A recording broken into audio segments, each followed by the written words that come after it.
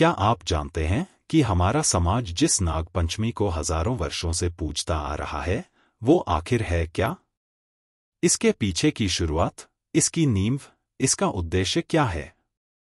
क्या यह साधारण सांपों की पूजा है, या पाताल लोक के उन दिव्य नागों की जिन्हें देवता भी पूजते हैं? आखिर ऐसा क्या है श्रावण मास की केवल एक पंचमी तिथि में, जो साल के 364 दिन छोड़कर एक विषैले जीव को आस्था का सबसे बड़ा केंद्र बना देती है? क्यों उस दिन घर में चूल्हा ठंडा रह जाता है? सुई से लेकर हल तक हर नुकीली चीज वर्जित हो जाती है? क्या आपने कभी सोचा है कि जिस दूध को अमृत कहा गया है, उसे ही जहरीले नागों को क्यों चढ़ाया जाता है? और सबसे बड़ा प्रश्न, आखिर उन्हें देवताओं जैसा सम्मान किसने दिया? इन सभी प्रश्नों के उत्तर जुड़े हैं एक ऐतिहासिक घटना से जो हमें महाभारत काल में ले जाती है। कहानी शुरू होती है वीर अभिमन्यु के पुत्र और अर्जुन के पौत्र राजा परीक्षित से। एक दिन परीक्षित जंगल में शिकार खेलते हुए अपनी सेना से बिछड़ गए। भूख और प्यास से व्याकुल वे शमीक ऋषि के आश्रम पहुंचे, परंतु ऋषि ध्यान में लीन थे और उन्होंने उत्तर नहीं दिया। राजा को यह उनकी उपेक्षा लगी।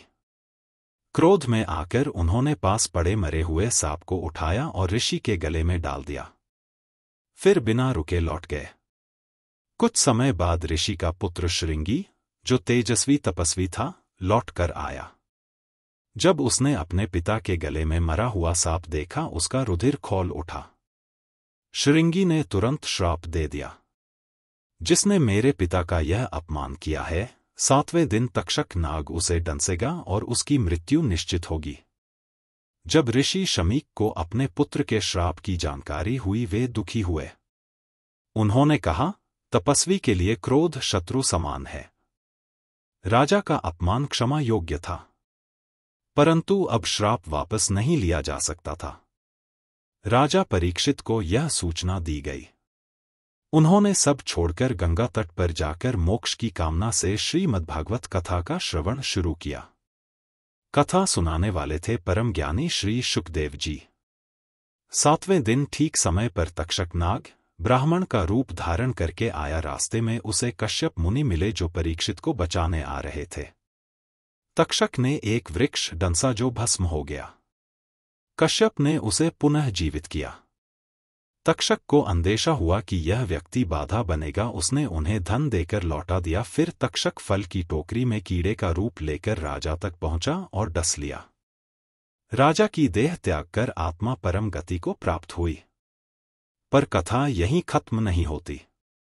जब यह दुखद समाचार राजा के पुत्र राजा जन्मेजय को मिला, वे प्रतिशोध से जल उठे। उन्होंने प्रण लिया, मैं इस पृथ्वी से समस्त नागों का विनाश कर दूंगा। राजा ने इतिहास का सबसे भयावह यज्ञ रचवाया, सर्पसत्र यज्ञ।